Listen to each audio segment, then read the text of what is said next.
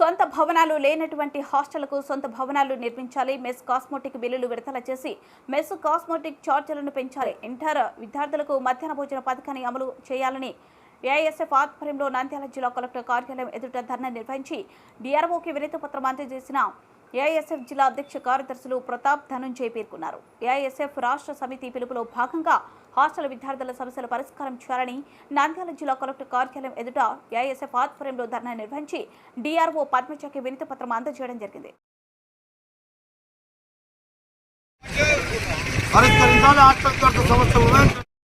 Hostel విద్యార్థుల సమస్యలు వెంటనే వర్తించాలి. ఖాళీ ఉన్నటువంటి వాటిని కోసం వెంటనే వర్తించాలి. ఖాళీ ఉన్నటువంటి వాటిని కోసం వెంటనే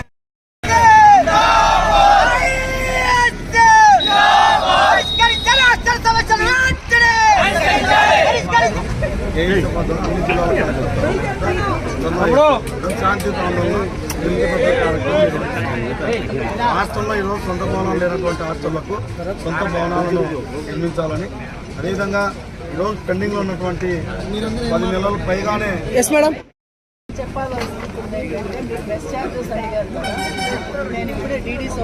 వ్యాప్తంగా హాస్టల్ విద్యార్థుల సమస్యలు పరిష్కరించాలని డిమాండ్ చేస్తూ ఏఐఎస్ఎఫ్ రాష్ట్ర సమితి పిలుపులో భాగంగా ఈరోజు నంద్యాల జిల్లా కలెక్టర్ కార్యాలయం ఎదుట ఏఐఎస్ఎఫ్ ఆధ్వర్యంలో శాంతియుత ఆందోళన నిర్వహిస్తా ఉన్నాం.